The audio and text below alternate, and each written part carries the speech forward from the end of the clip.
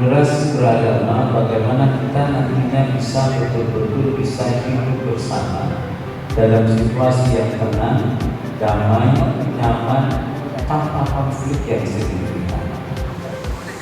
Nah, kalau begitu apa sebenarnya moderasi beragama?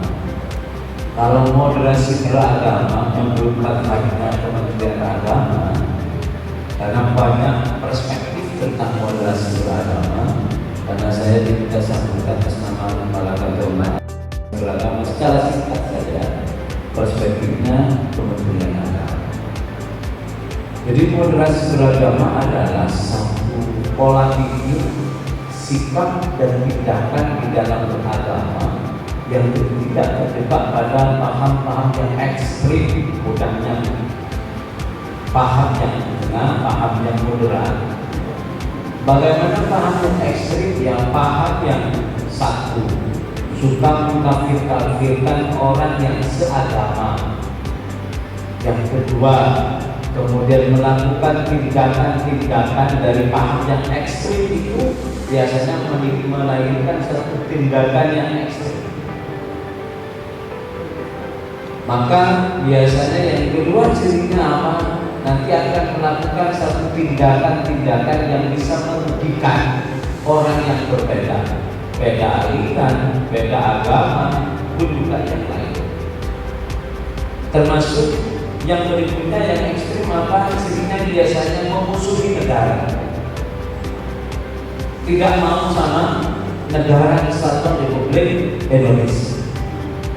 Makanya bagi kami di Kementerian Agama, moderasi beragama bukan satu paham yang baru, bukan satu aliran yang baru, paham yang baru, apalagi agama yang baru, bukan. Dan pemahaman moderasi beragama itu tidak abstrak seperti yang selalu kita bayangkan.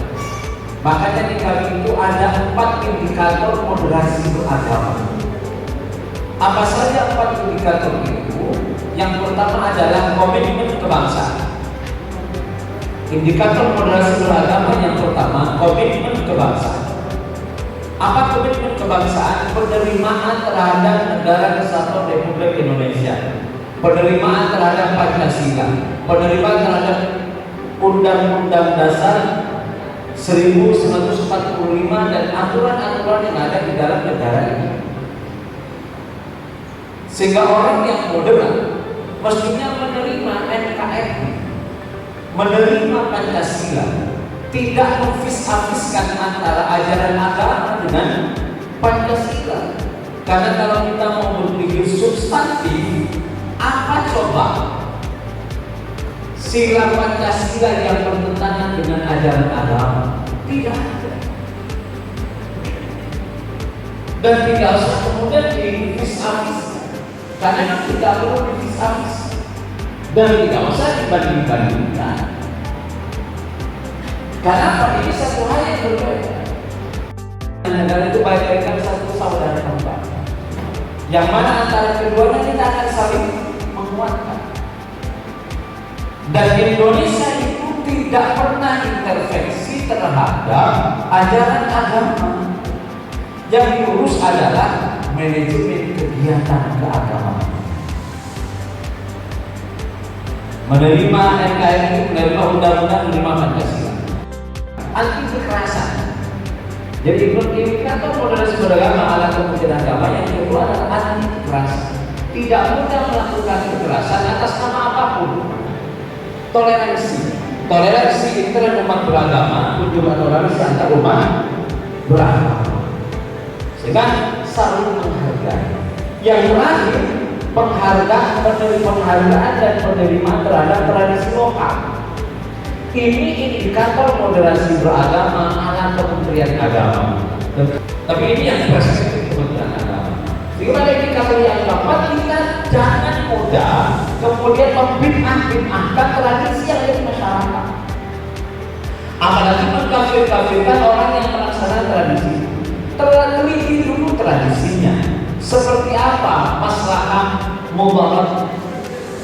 Makanya di sini kita penting punya satu wawasan keagamaan yang pemahaman keagamaan yang luas, karena di dalam beragama pasti kita merujuk pada Quran dan hadis. Tetapi merujuk pada Quran dan hadis saja tanpa aqwalul ulama, Anda akan terjebak pada pemahaman yang sesat. Kenapa? Karena pemahaman keagamaan tidak bisa dilepaskan dari ijtihad para ulama kita yang masanya cukup dekat dengan Rasulullah dan riwayatnya cukup dekat dengan Rasulullah Sallallahu Alaihi Wasallam. Karena aqwalul ulama yang ada di dalam kitab-kitab kuning, kitab-kitab karya para ulama, semuanya tentu bukan karena ilmu pribadinya, tetapi apa? Itu semuanya pasti dilandaskan pada Al-Quran.